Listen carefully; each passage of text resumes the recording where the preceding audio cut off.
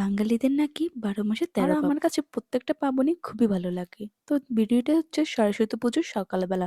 তো সকালবেলা খুব সকালে স্নান-টান করে চলে আসলাম পুজোর মণ্ডপে। দেখলাম পুজো শুরু হয়ে গিয়েছে। তো আমরা এখানে অঞ্জলি নিয়ে প্রসাদ খেয়ে বেরিয়ে পড়েছিলাম ঠাকুর দেখতে। তো এটা হচ্ছে আমার ফার্স্ট টাইমই সিলেটে পুজো দেখা। আমি তো ভীষণ খুশি ছিলাম সিলেটে পুজো দেখতে। আর আমি এসেছিলাম আমার বোনের বাসায়। তো এইখানে আমি এসে দেখলাম এত সুন্দর তারা পুজো করে। তারা প্রতিবারই সরস্বতী পুজোটা খুবই বড় করে করে।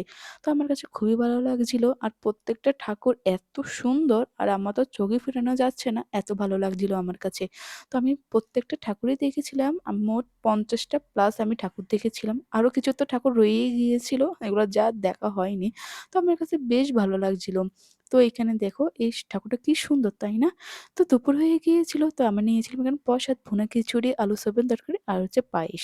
তারপরেও আমরা অনেক জায়গায় ঘুরেছিলাম আর এখানে প্রত্যেকটা থিমই এত সুন্দর করেছে, অনেক ভালো লাগলো। তো আমরা কিছুক্ষণ থেকে বাসায় চলে এসেছিলাম। বাসায় চলে এসে রেস্ট নিয়ে দেখলাম সন্ধ্যার সময় আমাদের বাসায় এসেছিল সিলেটের তৃষা।